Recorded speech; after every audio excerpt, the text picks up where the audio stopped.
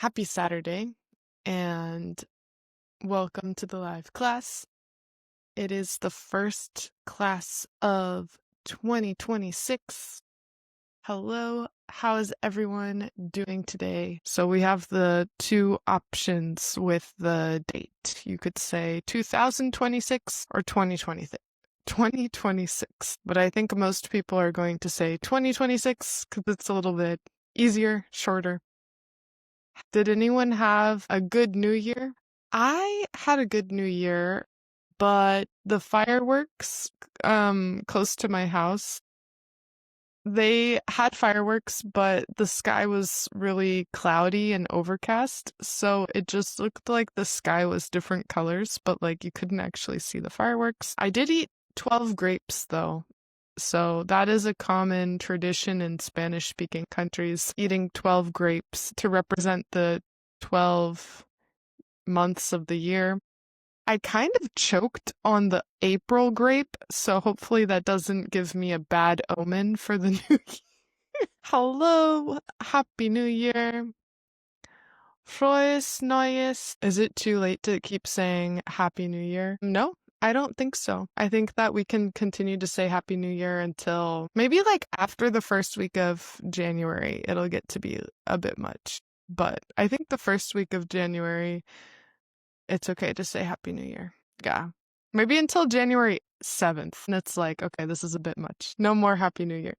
Until maybe when we all put away our Christmas trees, then we should stop saying Happy New Year. The fireworks reminded me of Stranger Things. Okay, did you see the fireworks also? Some cities now have a drone show, which I think is a nice option too. It seems like less cleanup, less noise for the animals, but here in Viña, we have fireworks still. I thought that a good topic for today would be talking about pictures from the last year, and I have some different phrases we can use to analyze pictures. So I found an article which is the most interesting pictures from 2025, and that I think is a good thing for us to talk about in the class today. So I am going to show you some phrases that we can use to talk about pictures. Some of these are pretty advanced, but others are not. It's kind of to give you more options for when you're talking about pictures. So no pressure to learn all of the phrases at one time. I think it's perfectly fine to get like one or two phrases from today and practice those. In Germany, we say Frohes Neues for a very long time to everyone that you haven't seen yet in the new year. Okay. Yeah, maybe I think if you already saw someone and wished them a Happy New Year, maybe that's the point where like you don't need to continue saying Happy New Year every time. But if you see someone for the first time in February, maybe it's still appropriate to say, Hi, I haven't seen you since last year. Happy New Year. Hello. Okay, so we are going to talk about pictures with these phrases. I have here the first one, it captures. I could say the picture captures the happiness of the new year, the positive feelings of the new year. We could also say the photographer manages to highlight the beautiful culture of the city. What stands out is, this is a great phrasal verb for talking about what you notice the most in a picture. So what stands out in this picture is how dark the street is at night. You can clearly see that there is a man standing on the mountain. It might have been taken. This is like, oh wait, it looks as though. It looks as though is the same as it looks as if. So basically, it's another way to say it looks like. It looks like he is happy. It looks as though he is happy. It gives this appearance, but I don't maybe have the evidence to say that it's definitely true. Might have been taken. So this is speculating about what was the situation at the time when the picture was taken. Judging by the lighting. So judging by the lighting, this picture was taken in the afternoon because the lighting is warmer, like the afternoon sun. I get the impression that the people in the photo did not know that the picture was being taken, for example. And the last one, the timing was spot on. So if you see a picture and it's taken at exactly the right moment, we can say the timing was spot on. If you want to take a screenshot of this, you can, so that you can reference it later. I can also show it again, but I'm going to show you guys different important pictures that were taken during the year. So this is the first picture here. I have here the descriptions of the pictures that I can read. Yeah, it's like an orange. Exactly. I agree. It looks just like an orange, this picture.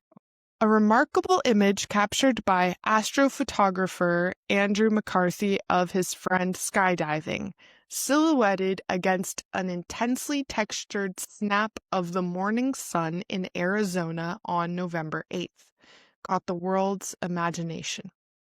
There was no room for error, as every aspect of the carefully calibrated stunt had to go precisely as planned. The synchronicity of solar elevation, timing, and plunging acrobatics quickly christened the fall of Icarus, after the Greek mythological story of the boy whose wings melted when he flew too close to the sun. The photograph vividly recharges a long tradition in art history, from Peter Bruegel the Elder in the 16th century to Henri Matisse of the 20th, of depicting the overreaching youth's tragic descent. Peter Paul Rubens' portrayal, which imagines the boy's accelerating trauma, is particularly poignant. Okay, so that's like the official description of the picture. My first thought is cake. I like that we all looked at this picture of a person skydiving and we were like, an orange, a cake.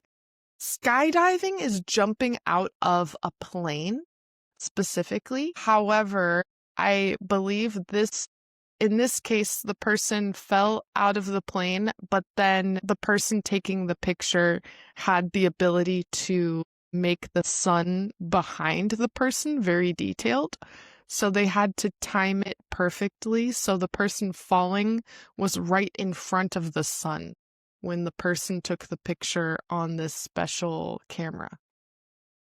It does look like a very impressive experience. It is an extraordinary experience. Has anyone here gone skydiving? I've never gone skydiving before, but it does look like an interesting experience. Again, if you want to make a comment about this picture using any of these phrases here, I can show you. We can say it captures the texture of the sun, or you can clearly see that there's a man falling out of the sky in front of the sun. So these are some different phrases that we can use to comment on this picture of a person skydiving. 25. The picture depicts a guy floating in front of a very detailed photo of the sun. Yes. And I could also say, for example, if we are not sure, if we want to say something that's not true, but it's just how the picture looks, we can use the phrase, it looks as though. So it looks as though this person is a tiny insect on an orange or on a piece of cake. Hello, good morning. Okay, I'm going to change the picture. So this picture, if you have any other comments related to it, feel free to add them, but I'll show a different picture here. Okay, this is from Myanmar. So you can see here, this is a statue that fell. Yeah, it seems like, exactly. It seems like, I would say though, yeah, that's kind of a synonym. It seems like, or it looks as though, these are kind of synonyms. It seems like, But I would say it looks as though is a little bit more focused only on the appearance. It seems like could be referring to a vibe, a sound, or another sense as well. So it's more general. So these are very similar, but we can use it seems like in other situations, not only referring to the physical appearance. What stands out in the picture is the darkness that surrounds the sun. So it looks like it might have been taken in the universe. It's not necessary to use if here. So it looks like it might have been taken in the universe, or it looks as if it might have been taken in the universe. You could say either one. It captured with accurate timing that showed the skills of the photographer and the team. I would say it was captured. So the photographer captures the photo, but here we're going to use passive voice. It was captured with accurate timing. Yes, exactly. It seems like it looks as though. Here I have a different picture that you can check out. So I'll read the description of this picture, and while I'm reading it, you can think of if you have a comment related to it. I'm trying to decide where to put my face. Okay, so this picture is a destroyed pagoda in Myanmar. An affecting photo of a partially destroyed pagoda in Mandalay, Myanmar, which suffered a devastating 7.7 magnitude earthquake on March 28th, shows the fallen head of an enormous Buddhist statue. Tremors from the quake, which killed more than 3,000 people, were felt as far away as China, India, Vietnam, and Thailand. The striking mismatch in scale between the teetering architecture that traps our gaze and the collapsed colossal statue sealing off any escape at the back is particularly powerful. The destruction by the seismic event will not soon be forgotten by those who survived it. Though the Portuguese painter João Glama Stroberle managed to free himself from a church whose mass he was attending when the 1755 Lisbon earthquake struck, in a sense he never escaped the devastation. He would spend the next 3 decades, 1756 to 1792, planning and painting an elaborate tableau of the suffering and damage of the earthquake. Okay, so that man was very affected in the by an earthquake that he experienced.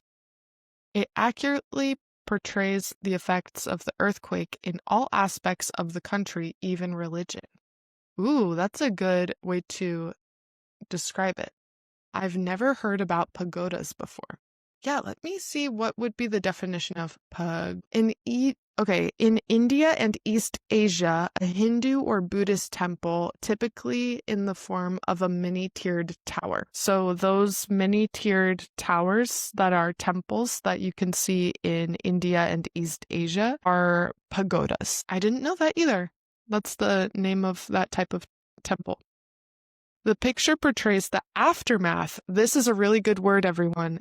The picture portrays the aftermath of the temple being hit by a massive earthquake. True. Yeah, the aftermath is like the result, but usually we use this word a lot when there is some sort of tragedy or disaster, and you can see the devastation or what's left afterwards, like the aftermath of war or the aftermath of an earthquake, how the world was affected after it. Okay. I think that the colors, it's very tragic, but it's also interesting how you're seeing like such a beautiful place suffer a tragedy. You have the beautiful colors, but of course the situation behind it is not a positive one.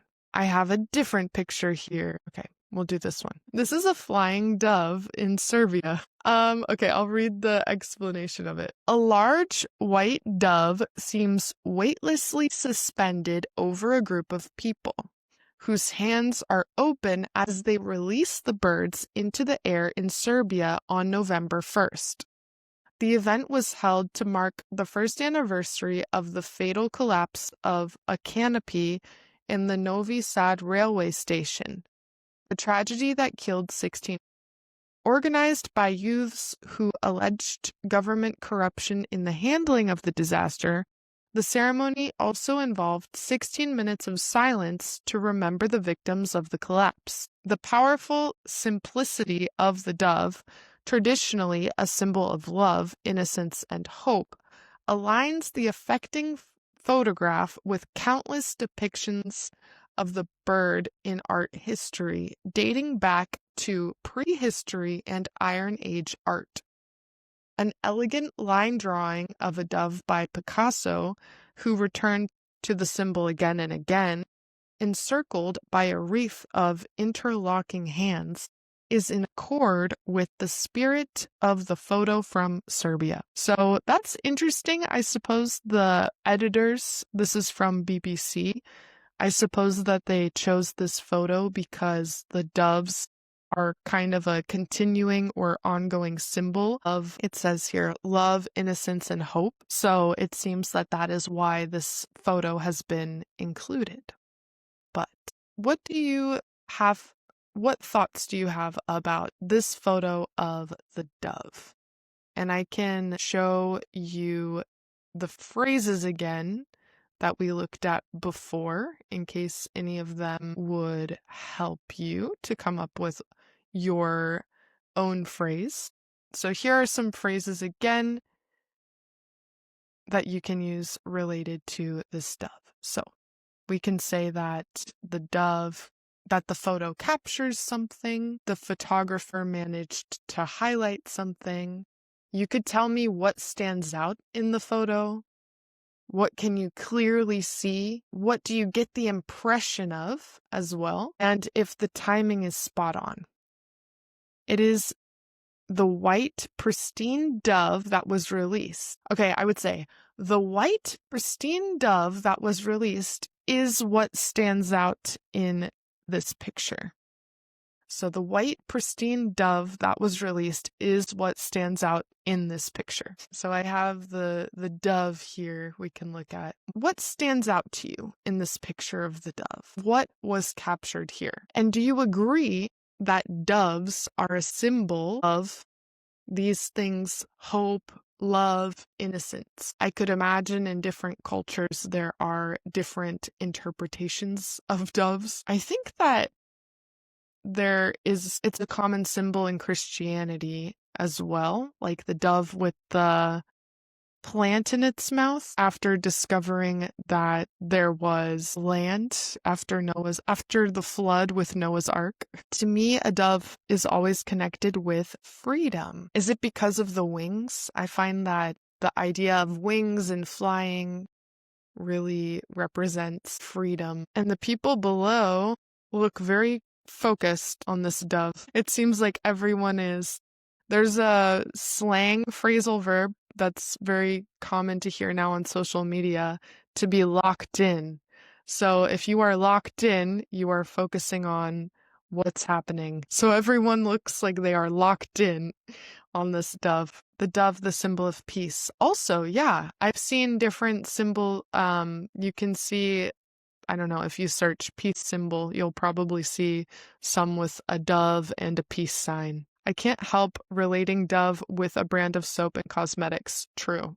They also have chocolate, and I don't know, is the chocolate dove related to the soap dove? I'm not sure. Freedom and peace. The photographer manages to highlight the sentiment of hope for a better future. Nice. Cosmetics. The white dove has religious weight too. Very true. The white dove with the olive branch symbolizes peace. Yeah, and actually this is an idiom. If you extend someone an olive branch, that means that you're trying to reach out to them to reach an agreement and have peace with this person. So to extend someone an olive branch is like to give them a peace offering. And I think that comes from the biblical story of the dove. Okay. The brand dove. Yeah. I have here another picture that we're going to look at. So that was the flying dove. Here we have, this one is a little bit more intense, but I thought it is an interesting picture because I know some people here are from Turkey and maybe from Istanbul. And I am very curious about the outfit that this person has on with this mask. So I'm going to read the description of it, and you can tell me what your impression is of this picture of a protester. So the image of a protester in Istanbul wearing traditional dervish attire, customarily associated with Sufi mysticism, confronting a battalion of heavily equipped police officers deploying pepper spray, went viral in March. The widespread political unrest, the most heated in over a decade in Turkey, was triggered by the arrest and jailing of Istanbul's mayor, a figure seen by many as a rival to President Erdogan. The visual juxtaposition of a seemingly stoic and motionless individual linked to the non-violent spiritual practice of dervish whirling and armed law enforcement is powerful. The distinctive tall dervish hat and long layered robes, both rich in the symbolism of death and rebirth, elevated the image from one of typical street protest to something mythic. Distant recollections from art history of the dynamic dancing of dervishes serve only to unsettle the scene further. So that's what the description was on the website, but I'm curious, what are your impressions of this photo? If you are from Turkey, maybe you have more specific things to say. What stands out in the photo is a very stoic figure in the middle, and then you see all of the pepper spray and everything around this person. So I would say the figure in the middle is what stands out to me, but perhaps everyone has a different opinion related to this photo. So I can show you again the different phrases that we can use related to this picture. You could say what the picture captures, what the photographer manages to highlight. Is the timing spot on? I would say to me, the timing is spot on. It might have been taken, maybe if you have an idea when it might have been taken. I would say, judging by the lighting, it was taken at night, but there are a lot of street lights on at the same time. And I get the impression that there were a lot of people there. Maybe there was a very big crowd at this place. So those are some different options for what we could say related to this very intense scene that's captured here. But yeah, does anyone have any thoughts related to this picture and what we are seeing shown in this picture? You can see that the people in the back, it looks like some type of police barricade, maybe with different shields, for example. Okay. While dancing, the only thing in dervishes' mind is relating themselves, devoting themselves to God, and not caring whatever happens around them. The protester wants to show he doesn't care. Okay, he doesn't care about his surroundings. So it's interesting. It's almost like being very stoic was a symbol of strength for this person. Instead of being violent, they were showing strength by not attacking someone else. To me, the hat is very outstanding, the whole costume of the figure. For that reason, it looks more like a scene from a movie or play. I agree. I think the hat is it really catches your attention. It stands out a lot. What caught my eye in the photo is the contrast in attitude between the military and the locals. Yeah, I think that speaks a lot to what Twins Dude was saying about this person showing that they don't really care, but then you see a lot of pepper spray at the same time. So that's an interesting contrast. Okay, I'll bring us to the next picture. Okay, this is an interesting one. The robot hand in Beijing. So I'm going to read the description of the picture, and you can tell me what's your impression. What do you think about this picture? The image of a young woman reaching up to touch the slowly unclenching. Sorry, I had some speck of something on my screen. Unclenching. So to clench is to tighten.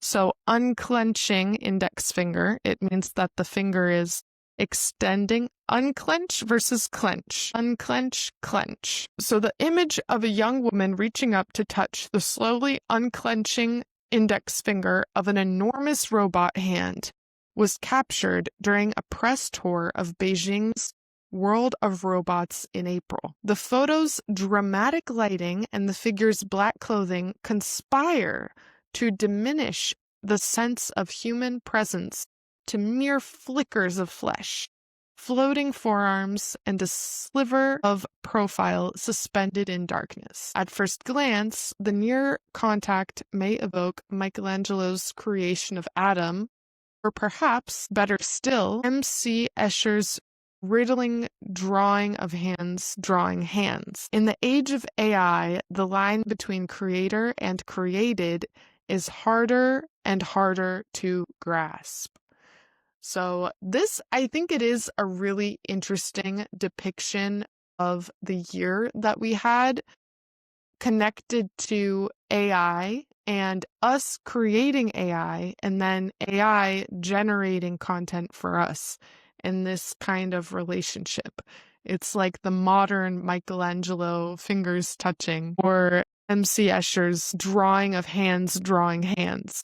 So I do think that this is a very interesting choice, maybe for that reason. Do you feel that this picture of a woman touching this hand, do you think it represents something bigger about ourselves and technology? Do you have any feeling of how this shows humanity versus technology and how it relates to the year of 2025, which was a very important year in terms of a pivot that we had with our relationship to technology? It reminds me of a picture by Michelangelo who touches the finger of God in the painting. Yeah. Do you think, I'm curious what connection we could make of this picture to the idea of a man touching God. Do we have any analysis there? I think something that stands out to me is that, yeah, the person in the picture is wearing black and the hand is black and white and the background is black and white. So the only real color that we have in the picture is the flesh of the person. And I think that's kind of interesting. It's almost like the photographer managed to isolate this human aspect in the picture because the only slight bit of color that we have, or something that's not black and white, is the actual human skin that we see of the person in the picture. So any other thoughts related to the robot hand in Beijing? Does it remind you of something? Does it make you feel uncomfortable, or does it make you feel hopeful? I think that's an interesting maybe question for all of us to think of with this picture. Do these sort of pictures of humans interacting with technology in this way make us feel uncomfortable, nervous, nostalgic for a past, or do they make you feel hopeful and excited about the future? I could kind of see both sides. I'm a little bit more on the uncomfortable side, I have to say, but I could also see people arguing for feeling more hopeful when they see images like this. It reminds me of the Terminator models. Yeah. I think it's also, I mean, we have a lot of phrases and idioms with hands. It's like technology is out of our hands. Outstanding is also the vast size of the robot hand in contrast to that tiny human hand. Yes, I think maybe for me, that's what's unsettling about the whole thing. It highlights where we are headed. I agree. It is maybe a big hand of AI that could control us. Yeah. So it feels like things are out of our hands. They say that a picture is worth 1,000 words, and I agree. Okay, so I'm going to read the description of this last picture here. Oil-covered eyes, covering her eyes in an unctuous, oil-like substance. An activist from the Direct Action Campaign group, Fossil Free London, placed herself outside the offices of the Shell Energy Company in May. Shell's sale of its onshore oil assets in Nigeria, a move that protesters allege enables the company to dodge responsibility for accidents in the Niger Delta, triggered the demonstration. The company denies wrongdoing. The blindfold pose calls to mind George Frederick Watts's symbolist painting Hope, 1886, in which a woman, eyes covered, sits atop a murky globe, plucking a doleful lyre. That's the instrument, a lyre. I feel like it doesn't really look exactly like it. This painting is just someone like really sad playing an instrument. Let me see. The gigantic robot hand coming from above makes me think that AI will rule us in the new future.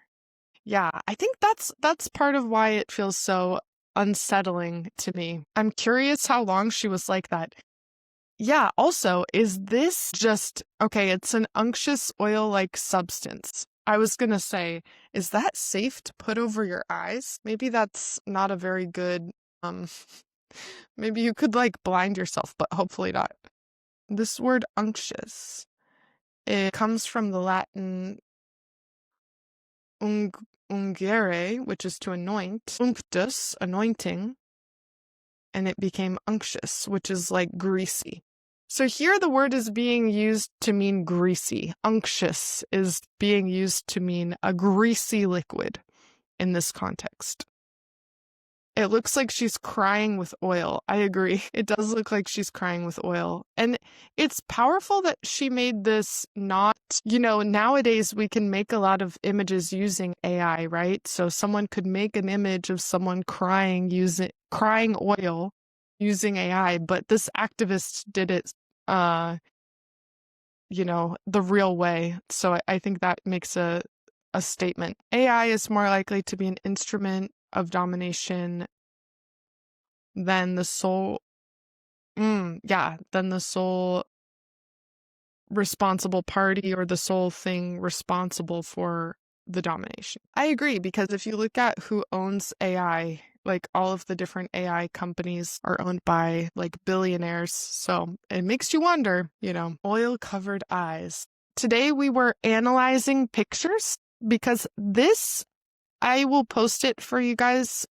This is an article from the BBC, which was Floating Doves to Sunken Ships, 18 of the most striking images of 2025. A striking image is an image that stands out. Both of these are really good vocabulary terms for everyone to be aware of.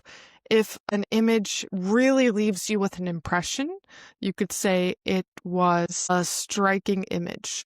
Could be striking in a positive or negative way, right? But really the important thing is that it impacts you. It leaves you impressed. That is if something is striking. Because to strike someone is like to punch them. So it's like the image punched you in the face.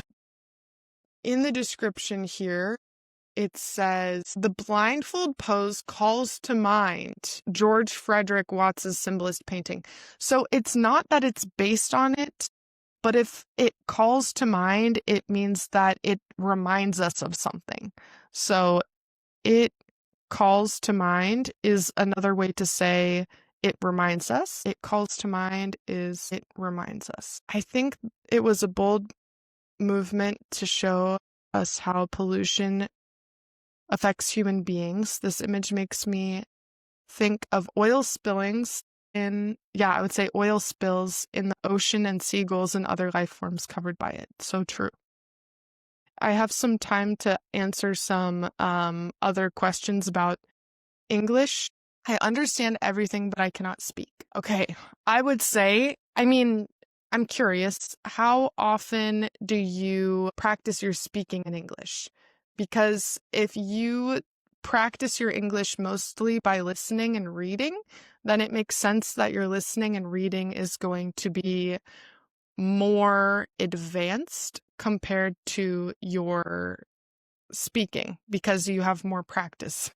But also, in addition to that, when we're speaking, we're using more skills. For instance, if I talk to you, you do not need to make the sentence yourself or put together the sentence yourself. So what you need to practice in order to get better at speaking is that ability to construct the sentence yourself instead of just recognizing what other people say when they talk. So there are a lot of things you can do. I think the best strategy is to do a combination. Of course, if you have any way to talk to people, they don't need to be native speakers, anyone that you can practice your English with. Another thing that's really helpful is journaling and writing, because when we write, we also need to come up with our own phrases and expressions. So that's also a productive skill similar to speaking. Reading out loud and shadowing are also very helpful because you need to get into the practice of actually using your muscle memory to say the words out loud. One colleague on here, Colin, he posted a really good video that said, silence is the problem. As long as we are silent and we're not talking out loud, we're not going to get better. So what we really need to do is to not be silent and to practice out loud and just speak. A lot of people say, no, I can't do that because I don't have a person to practice with. But here's the thing, even if you live in a non-English speaking country, you do not always know when you're going to get the opportunity to practice. Sometimes, for example, you might have someone move in next door to you that speaks English, and if you get this opportunity, but in the months leading up to it, you never practiced because you didn't have anyone to practice with, when the opportunity does come, you're not going to be able to take it because you're going to feel too nervous. So it's actually good right now that you don't have the opportunity is your perfect time to practice and to practice by yourself, record yourself, shadowing, so that when you do have the opportunity, you do feel more comfortable taking it. Because all of us at some point, I'm sure, are going to have an interaction with someone in English. Even if it's from you live in Thailand and there is a person from Mexico that comes to your city, it's such a global lingua franca that we just have to be prepared at all times, and you can prepare by yourself as well if you don't have a conversation partner or a speaking class. I practice every day, even though I know I consume English more than I produce it. I think that's okay. It's okay I think for a lot of us, we will consume a little bit more than we produce in our native language also, right? So you're probably not speaking more than you hear other people speak in real life. But I do think it's important to at least try to fit in practice speaking and writing as much as possible. Because I think a lot of people, maybe during the week, they practice their English with written exercises or watching videos. But if you think, did I talk out loud at all this week? Did I write anything this week? A lot of people will say, no, I actually didn't talk at all this week. And that's what we need to change. Yeah. But wouldn't you just fossilize your mistakes if you don't have someone to correct from the get-go? I would say it depends. I think different students have different needs. I mean, the best option I'm going to be honest. The best option is if you have a good English teacher and you talk to them and they correct you and then you keep practicing with this person. That's the ideal situation.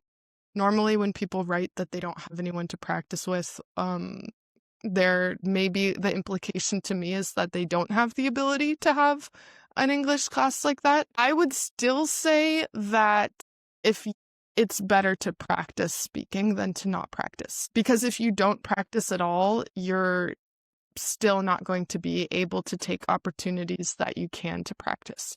If you're someone that already is more advanced, that could be different. But I think for a lot of people, I kind of can see sometimes I have a student that is very comfortable talking, but they make a lot of errors. And so that person I kind of need to correct a lot. But sometimes there are people that just are too scared to talk.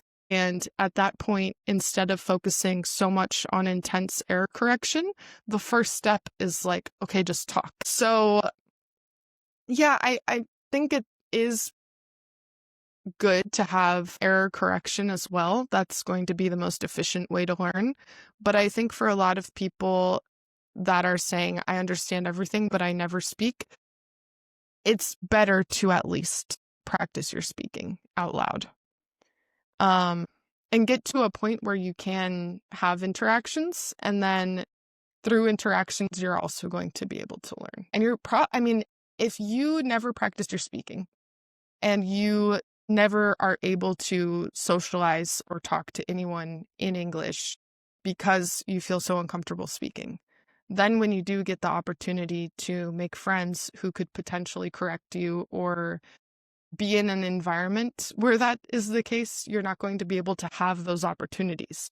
So I guess it depends on a case-by-case basis, but I would say that from my perspective, most of the comments I get saying I don't have anyone to practice with, I would push you to at least practice your speaking by yourself, if that's the option that you have. And for that reason, shadowing is really powerful.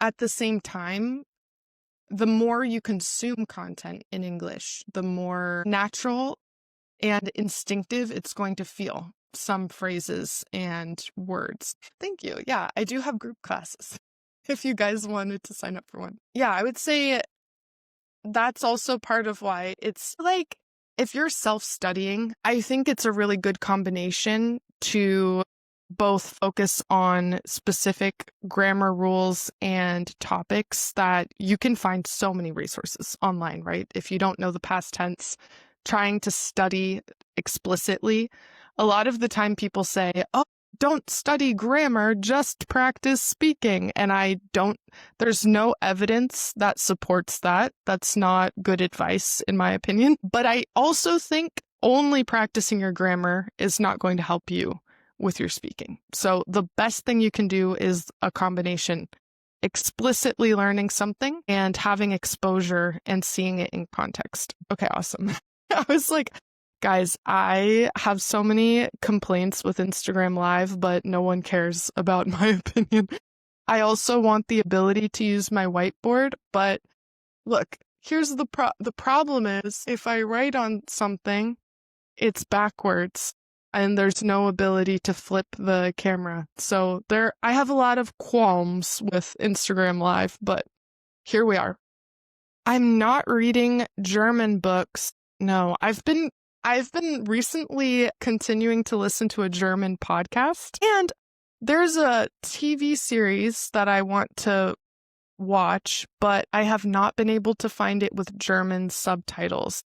It's Die Discounter, like the discounters. It's similar to The Office. I joined late, but how was your New Year's Eve celebration? It was good. Yeah, I had 12 grapes. Honestly, we spent it. I was going to go down to the ocean, but we stayed on my balcony and just watched because we were able to see the fireworks show. But unfortunately, it was really cloudy, so it wasn't really possible to actually see the fireworks. I felt bad for the dogs in my neighborhood because a lot of them were crying and whimpering. So I always feel bad for the animals, but I had a good New Year's. Very low key, I would say. Very low key. I agree with what Almir here said. It's easy to be too self-conscious when we're learning a new language, but we must be brave and take that first step and open our mouth. Yeah. Because I would say part of the advice that I gave of just talk is because I have had a lot of situations where there are students that their level of understanding written grammar is really high compared to their ability to speak.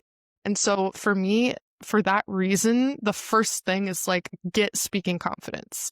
That is something within your control that you can try to get, and it's going to help you correct your mistakes in the moment of speaking without feeling anxious and like, oh my God, I didn't say the right thing.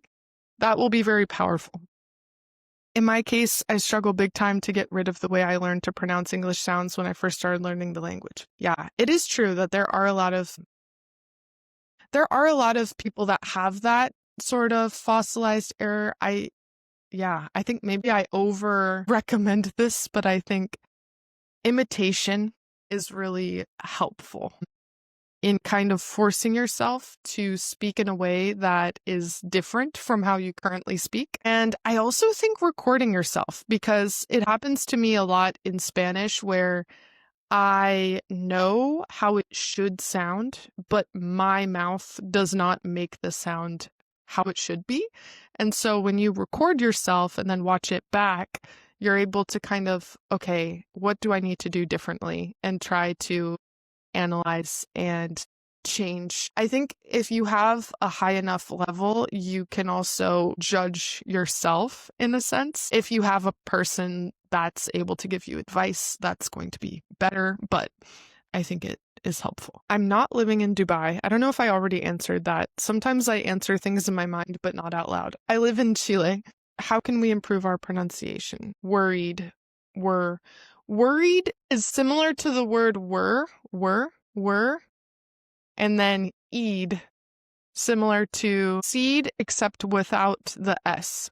So worried, were seed, worried, worried, worried, worried, worried. Were, and then read. I don't know why I didn't say this. Were, worried. That's the pronunciation. Yeah, to improve your pronunciation, I would recommend there are different things that you can do. Imitation is really helpful. Focus not on only the individual words, but also on chunks of words. So instead of chunks of words, chunks of words, chunks of words. So when you're listening to audios of people and imitating, try to hear where they take pauses and imitate maybe 2 or 3 words at a time. I think that's really helpful, because a lot of words are easier to pronounce when we have a different word after them. So for example, if you say walked, a lot of people have trouble with the ed endings, walked.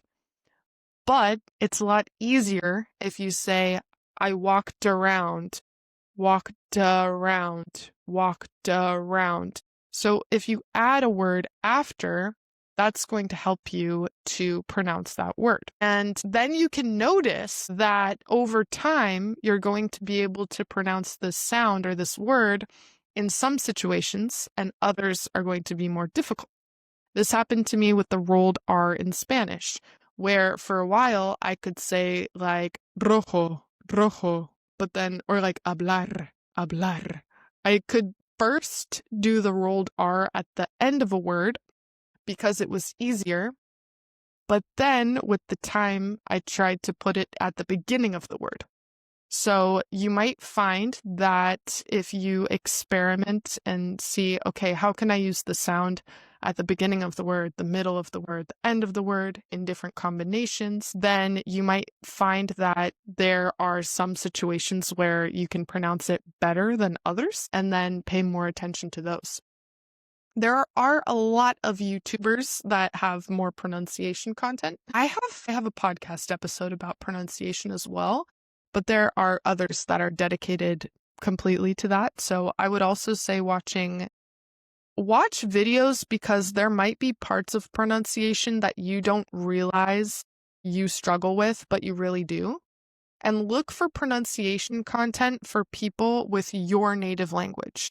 So for example, if your native language is Arabic, search for English pronunciation tips for Arabic speakers and see if there are specific recommendations for people that have your native language. What happened to me, for example, learning Spanish that no one ever really told me was if you're an English speaker, you pronounce vowels really differently. Versus in Spanish, you keep the vowel the same way. And so instead of saying like cama, an English speaker is like comma at the end of a word if you have an A at the end of a word. And so that was something that I didn't realize that I did. But when I saw specifically, oh, people with your native language tend to do this, it was really helpful for me. So I would also look for specific recommendations for people that speak your native language. My humble opinion is learning phonetics is a big plus if you want to improve your pronunciation. True. Yeah, in English, another piece of advice is we have to stop. Like in some situations, you can look at a word and connect it to another word that you know and pronounce it correctly, but that's not a guarantee in English. So it's really helpful to pay more attention to the phonetic sounds of the language and a lot of listening practice. I find that people that are really comfortable reading, but they don't spend as much time listening, tend to be people that struggle more with pronunciation because the spoken language should be studied in addition to the written language. Sometimes people really try to force each letter represents each sound. That's not how English works. Each letter does not represent one sound. You can have a word like this, literally this word. How is this word pronounced? It's not kwewe, it's Q.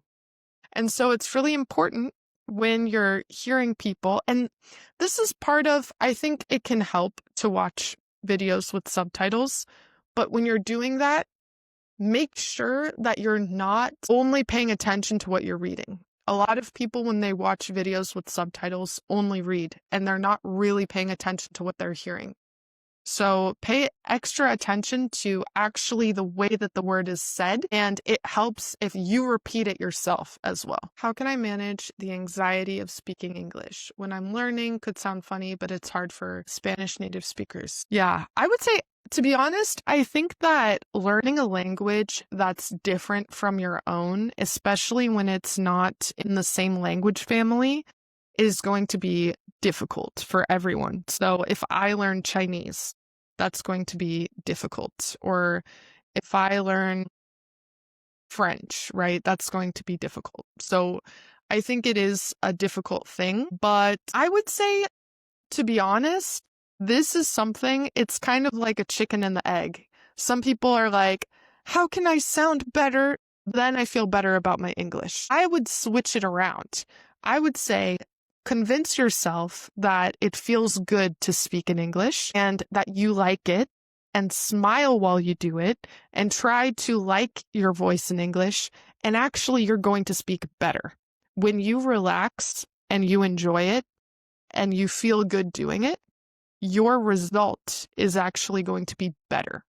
A lot of people want to first learn every grammar tense, first learn how to speak perfectly, and then I give myself the permission to feel good. What if you gave yourself the permission to feel good now, and then that will actually help you sound better? I would say change the order of that, because that's something in your control. I think we act like it's not in our control. I don't sound like the language has a control over us. Oh, I don't sound good yet, so I'm in this prison. I don't have the ability to like myself or to feel good about it. We can change that, right? It's in your control. You can decide to feel better and fake it till you make it. Obviously, then with that, you will need to practice a lot. But the practice is going to feel better if you also tell yourself that you're enjoying it and that you like the way that you sound. Your attitude has a really big influence on how you feel as a learner. And there are a lot of studies. This is not just me telling you vibes of how to feel good. No, there are a lot of studies about this. And there is a concept where when you feel worse about yourself, it actually decreases your level in speaking. It's actually shown to be the case where the worse you feel and the more anxious, the lower your level is actually going to be as well. There is an effect that it has on you as a language learner. You might be B1, but then you're like, oh, I hate myself and I feel really terrible speaking. And then you go into a conversation and it's coming out like A1. And it's because of this effect that your mental state has on your ability to speak. So I should probably go. I wanted to extend a little bit today because I felt like people probably had questions that were unrelated to what we were doing. But I hope you all have a good rest of your day and that you keep practicing your English and have a good 2026. I posted a video recently kind of related to this, which was to find the joy in learning. A lot of us have pressure to have real goals, but a goal can be something very distant unless you actually try to enjoy the process of getting there. Wait, before I end, the difference between tired of and tired from. Tired from means that something happened that made you tired, like sleepy. So I'm tired from running a marathon, or I'm tired from the marathon that I ran. So something caused you to feel tired or sleepy. Tired of means it's more similar to being bored of something or not wanting to do it anymore. I'm tired of her lies. So tired of is not as literal as tired from. Tired from means that something caused you to feel tired. Tired of means that you don't like something and don't want it to keep happening. That would be the difference. I'm tired of you.